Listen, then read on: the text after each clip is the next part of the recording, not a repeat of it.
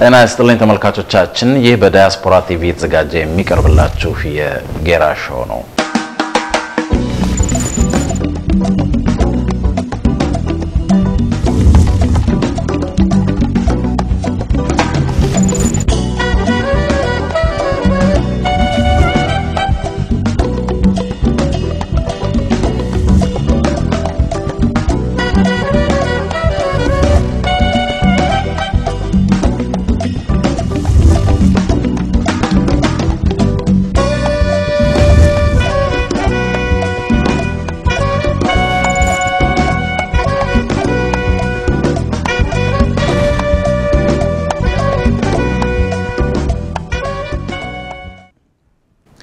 ጤና ይስጥልኝ ተመልካቾቻችን ይህ በዳያስፖራ ቴሌቪዥን የተዘጋጀ የሚቀርብላችሁ የጌራ-ሾው ነው ዛሬ የጌራ-ሾው ላይ ይዤላችሁ የቀረብኩት እንግዳ ወጣት ሄለን ካሳ ትባላለች ወጣት ሄለን ካሳ በሳንታ ክላራ ዩኒቨርሲቲ የሶስተኛ ዓመት ፖለቲካል ሳይንስ ተማሪ ናት በወጣት ሄለን ጋራ ብዙ አኮምፕሊሽ ያደረገቻቸው ነገሮች በዚህ በወጣትነት እድሜዋ ዙሪያ እናወራለን ሁላችሁም አብራችሁን ስለምትቆዩ በዚህ ፕሮግራም ላይ ከልብ ያመሰግንኩኝ ወጣት ሄለን በዚህ አጋጣሚ እዚህ ሀገር ተወልዳ ያደገች ኢትዮጵያን አሜሪካን ስለሆነች አማርኛዋን ትንሽ ከበድ ስለሚላት ትሞክራለች መናገር ግን ካልቻለች ደግሞ ያው እንደምታውቁት ወደዚህ ሀገር ቋንቋ ወደ እንግሊዘኛ እንገባለን ማለት ነው ተመልካቾቼ አሁንም በድጋሚ እንግዲህ ይሄን ካልኩ በኋላ ሄለን ካሳን በእናንተ ተከበራችሁ ተመልካቾቼ እና እንዲሁም በዳያስፖራ ቴሌቪዥን ስም ስቱዲዮአችን ተገኝታ ይሄን ጭውውት ተጫውተን ስለመጣች ከልብ ያመሰግንኩኝ ሄለን ካሳን በድጋሚ ቋንደና መጣሽላለሁ እስክቱ ሀቢው ነው Gera-show Thank you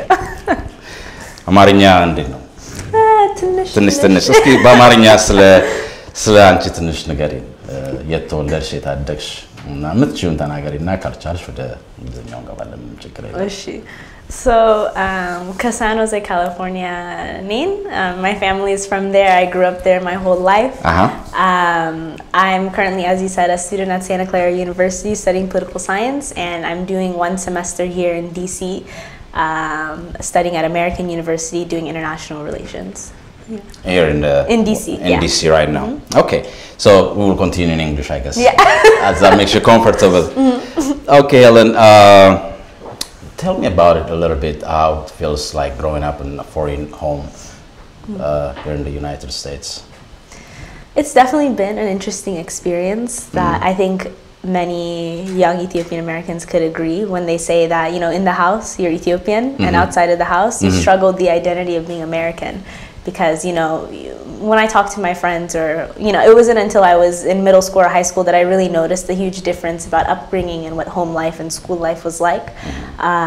And it's just, sometimes it can be difficult growing up with parents who don't really know what the experience is. They don't know the importance of, you know, the homecoming dance or the football game and this and that. You know, you grow up in a home where your parents say, "Tanat or nothing," you know? Okay. So, you know, but aside from that, I definitely think that although being Ethiopian was something that started off being difficult for me because it was different, it ended up being my rock, for lack of better words, in the sense that that culture, that upbringing is what always guided a lot of the decisions and choices that I made because I began to embrace and feel very confident and comfortable in my difference of being Ethiopian in a sea of people who just weren't. How did you also manage the socializing thing, you know, as a young first generation Ethiopian American?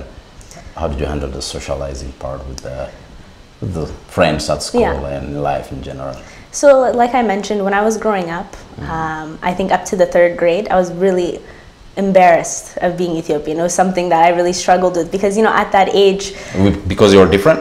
Yeah, because I was different. And on top of that, at the time, that was the time where every morning, before your cartoons, while you're eating your cereal, you see these starving Ethiopian kids on TV with flies crawling on their faces and this and that. And then when I would go to school, you know, sometimes my peers would say, "Hey, I have a peanut butter sandwich, do you want it?" You know, just kind of making fun like, "Oh, hey, I saw you and your cousin on TV," you know, just disrespectful things like that. Or, you know, the way I wore my hair in cornrows or braids. Or even like frizz, curly, big, you know, like everybody just kind of made fun of me as being the girl with the big hair on the playground.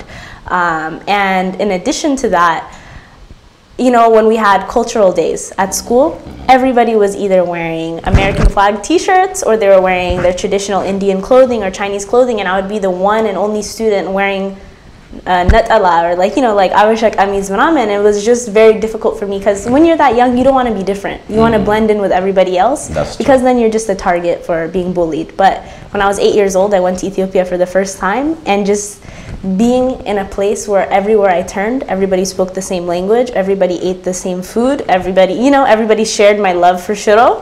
You know, I just felt like a camaraderie, and that was when everything changed. And when I started to go to school and people asked, oh, what did you do for Easter, or what did you do for Christmas, I had no problem telling people I celebrate 2 Christmases, you know? Yeah. Whereas before, I would just say, oh yeah, we have a Christmas tree, and you know, even though that's not necessarily the case, you know. Yeah, it's just something where it was more of an internal battle, but once you kind of find your confidence, and I think a lot of diaspora Ethiopian youth in this country, especially as we've seen on social media, they're so proud. We're all so proud of our Ethiopian heritage, you know. We're all about the arangware bichake, the tillik tsagor, you know, like all that. Yes. So it was definitely a transition, but going, yeah. Since you mentioned about tillik tsagor, Yeah. you know, I had a chance to, by the way, you were only 16 when you were on the TED Talk Yes. stage. Yeah. And I'm proud of you. Thank you. Congratulations on that. And you mentioned so many things on that speech, but since we heard, I mean, we start talking about hair now. You were saying that, you know, you were embarrassed by your puffy hairs. Is that true? Why you were embarrassed? Because it's different, it's beautiful hair.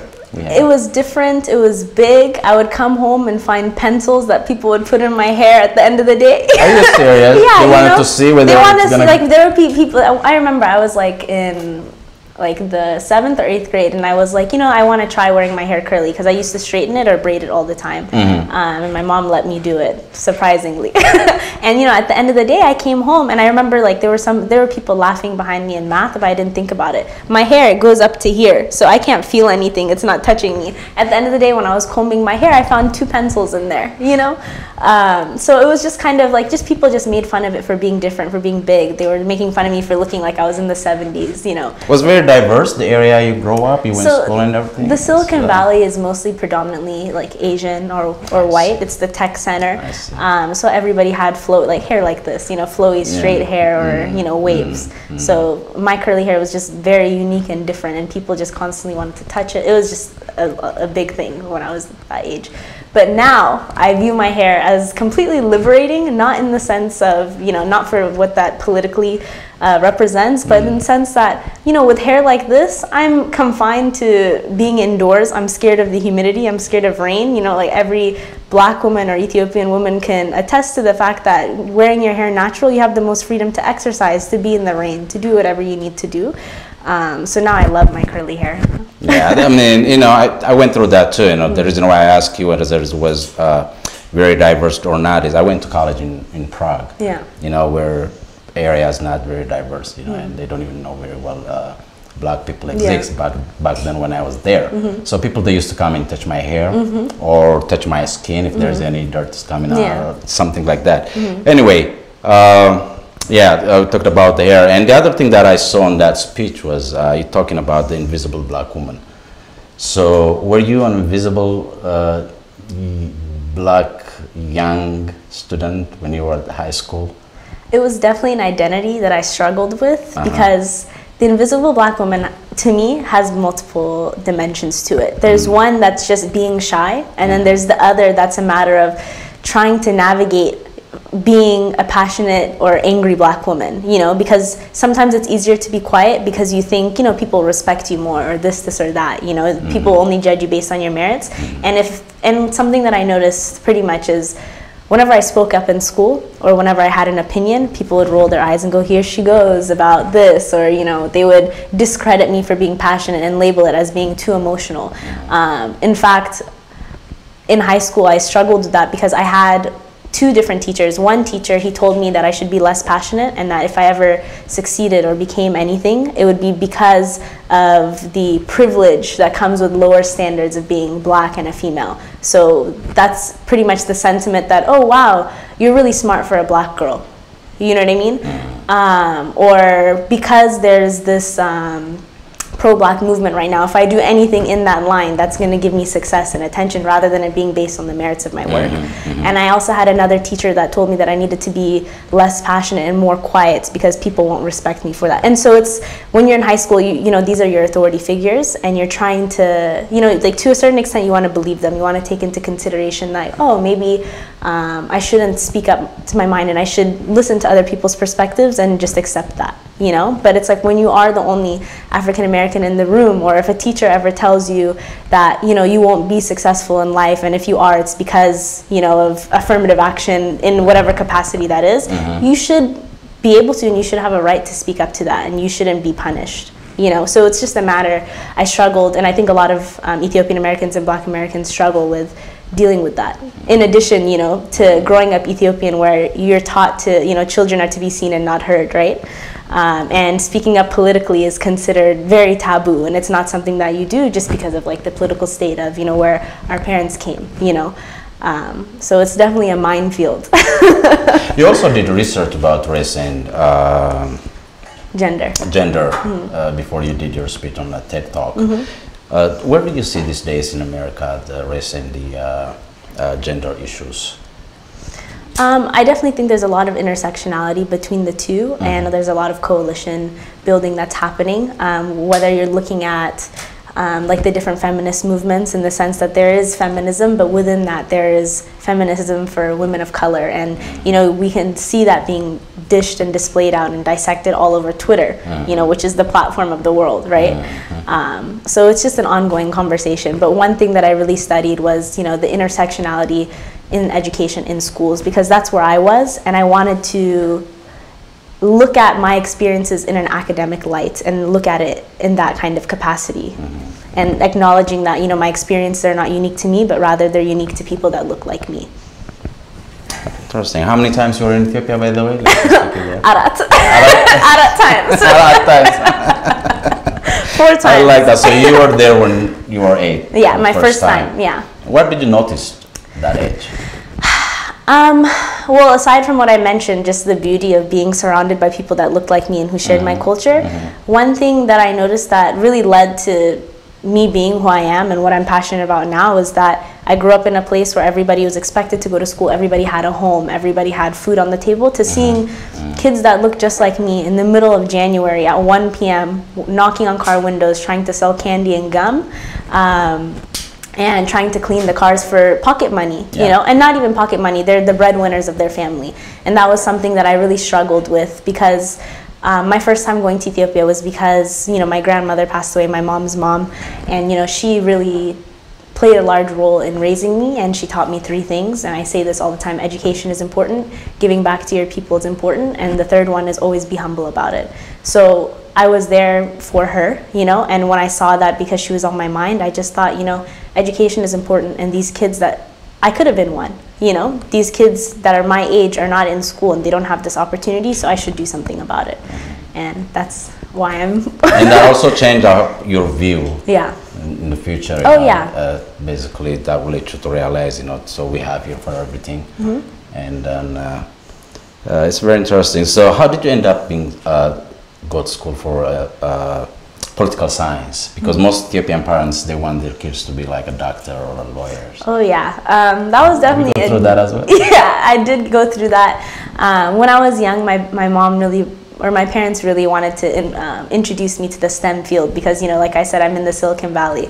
So I did robotics in elementary school and middle school. I did science camps. I was exposed to medicine, you know, all of those different things, but none of those things really sat with me, because although every career is based around people, it wasn't people-centered enough for me. You know, I found my love and my passion in Ethiopia, because that just, I don't know, that's just what touched me. But, you know, now I'm in college, right? And I remember my first year of college, you know, my mom was like, do what you want, do what you're passionate about. I don't want you to do whatever.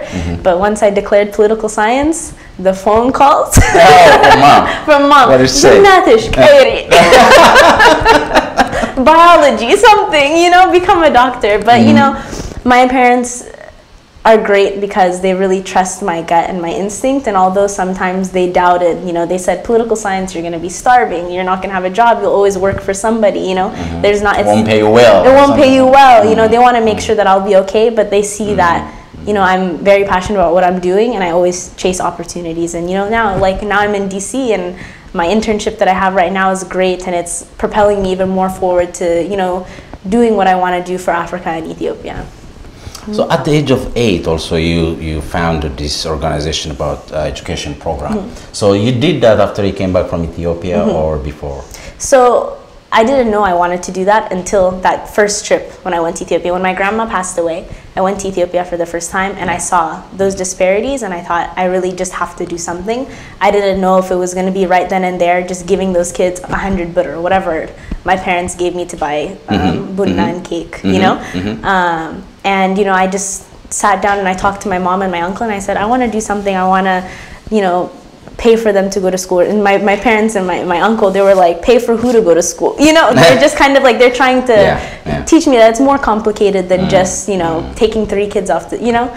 So they helped me, and I developed a plan, and it was very simple lemonade stand model plan, at least in my opinion. I knew I wanted to do something. It cost a certain amount of money, so I fundraised that money and I paid for it. You know, it was as simple as that.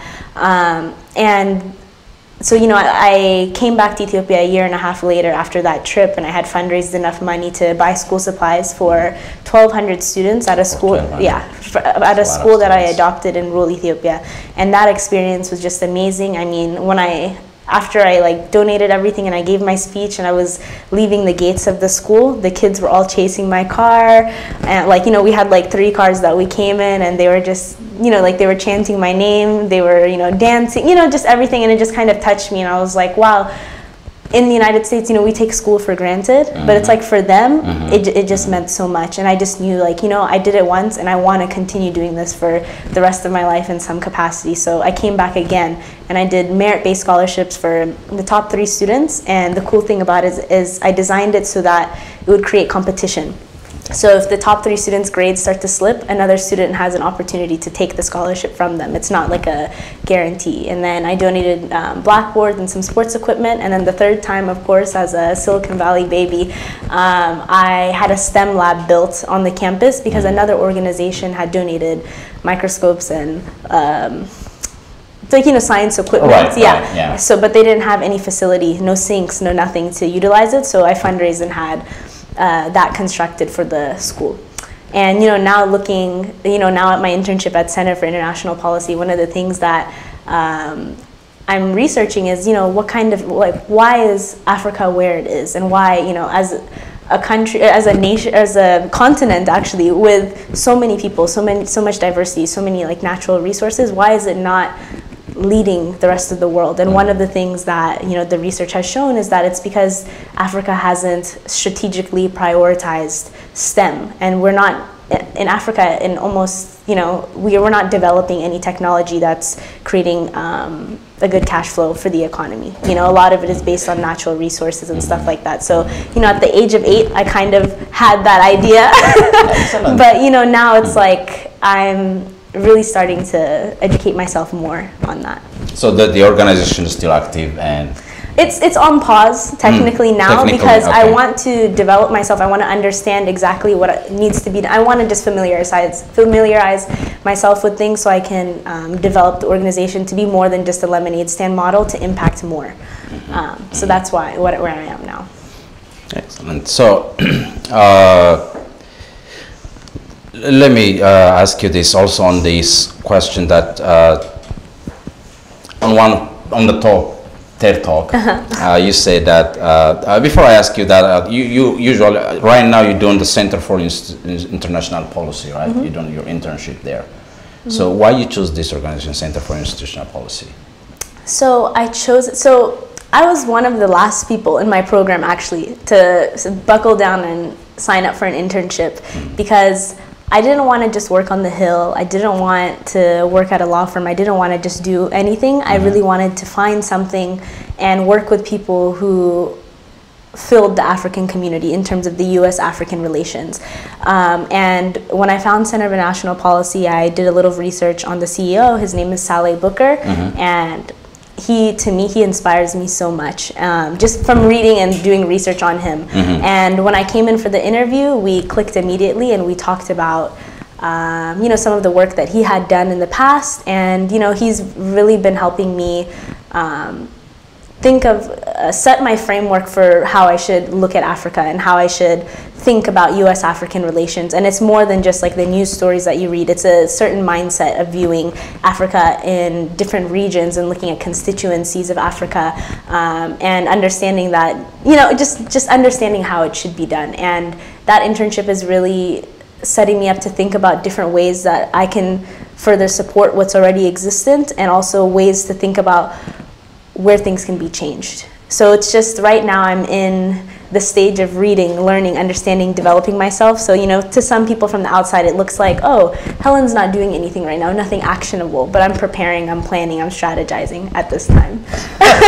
And Center of International Policy has definitely provided an environment where I can do that. And my boss, Sally Booker, he inspires me every day, and he takes specific interest in what I'm doing, and has really done a good job mentoring me so far. And I'm excited to see what else I do until the end of this internship. So you're kind of quiet now, but by the way, again, something crossed my mind about the TED Talk speech that you did. And you say something there, I'm quiet when I'm learning, and I'm loud when I am leading. Sometimes it is really important to kind of look at yourself from an observational view and say, it's okay. Well, for me, I've looked at myself and I've said, I am a black woman. I do get mad at times. I do get mad at times, and I am opinionated. I am independent, and I am fun and have a sense of humor. I'm a feminist, but not a perfect one. I would consider myself academic and educated. I am insecure at times, but I always stand for myself and not seesaw with the purpose of pleasing others. I am quiet when I'm learning and loud when I am leading.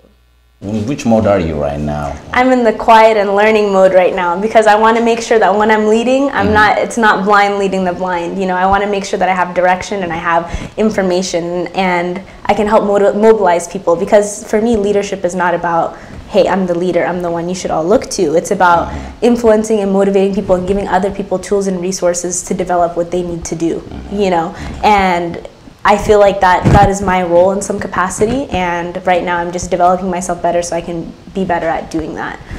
So that's why now you're in quiet now I'm in the quiet learning. mode. That's why people saying that she's not doing anything, just learning right now. But just wait, action is coming. Yeah, I was about to ask you that. When are you going to be loud again? When I'm going to be loud, so like I said, I'm still in college, so I'm trying to I want to graduate, and I'm continuing to finish that degree. I'm trying to decide what kind of graduate school program I want to get into, if I want to work first, so I'm trying to do that. But I think within the next few years, especially if I continue on the path of what I'm researching right now at Center of International Policy, there will be some action items. I'm really looking into coalition building in terms of, like I said, based on the framework that I'm learning on how to attack, or when I say attack, how to break down Africa and look at Africa and what it needs. So I would say, follow me on Twitter and just keep seeing what's happening next. Exactly. There's a lot of surprises coming. A lot of surprises coming. So how long have you been in Washington, D.C. now? So I've been in D.C. since August. So now it's October, so about 2 months. And I'll only be here until December. So you like it so far? I love it so far, and I'm sorry, Mom, but I might be coming back after I graduate. You think they will say okay to your parents? They'll miss me. Yeah, it's a very diverse area, and there's always something going on in Washington, D.C. And I hope you will enjoy it. So we will have you here in the future, I guess. That's what it looks like. And on other speech that you did on the March for Our Lives rally, about the gun regulations and other things, and as a young people, we can do everything as long as we have the audacity, you say.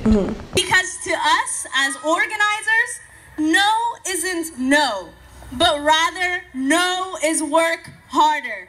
To us, no is find another way. No is speak louder. No is retweet more. No is try again tomorrow.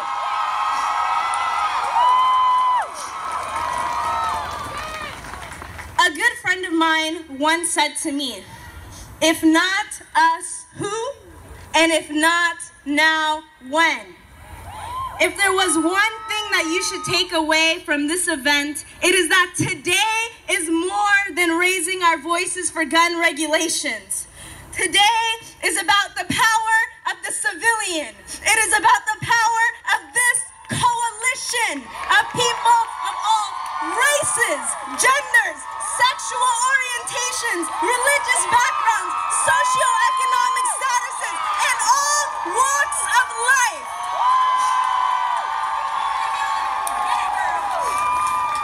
I have always believed in two things when it comes to fighting this good fight. One, are you ready? Is that young people can do anything they want as long as they have the audacity to do it. What do you mean by saying that? If you can elaborate a little bit. So, you know, people, when you think of the word audacity, it usually has a negative connotation to it. But I wanted to explain that with leadership and with change, you really have to have thick skin in the sense that, and as I say in my speech, you know, no doesn't mean no if you're trying to make a change. No means work harder, no means try again tomorrow, no means tweet more, no means read more, you know. Find another way. Find another way, exactly. So, you know, in order to do that, you have to have the audacity, you know, to do it. You have to have the bravery to do it, you know. And, you know, that has shown true for me, like, when I started my nonprofit at 8 years old, who wants to give an 8-year-old money to do something in Africa? You know, people want to give money to an 8-year-old who's fundraising to donate to UNICEF or to, you know, something like that. But, you know, you really have to just, like I said, you just have to have the bravery to, you know, push through what other people are saying, and then also all the obstacles that come through your way. So, and that was apparent with even the March for Our Lives movement, which was organized by young people. You know, they had to go through that. It would be impossible for them to do it. Oh, you can't do it. There's so many permits. This, and that. You know, but yeah, that's what I meant. And I wanted people, even though this was about gun violence, I wanted it to be about, you know, young people being able to do anything. You're not too young. That is true. That is true. Have you got any recognitions by the Congress or Senate office about, for example, you know, the foundation that you founded when you were 8?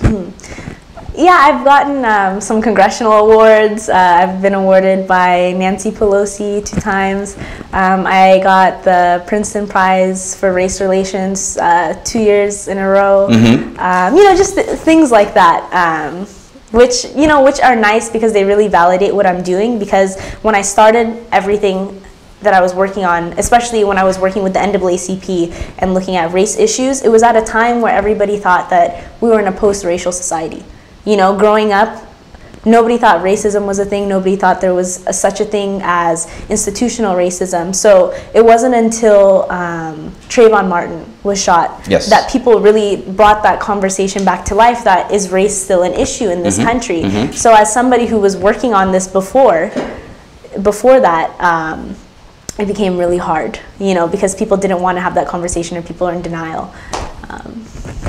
Interesting. And also you do so many activities, and I can't even finish reading them. So there's a lot of them in here. I have to wear my glasses. And so in general, you know, how do you manage your time? I live by my planner. You wear so many hats. I live by my planner.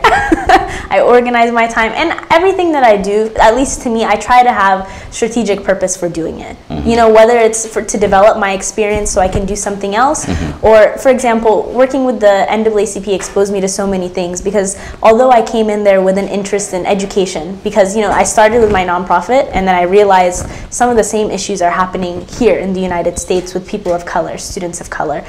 And I wanted to find a large platform that I could learn and work in. From there, I learned about economic development. I learned about climate justice, and I got the opportunity to work and speak at the United Nations in France at the COP21 conference.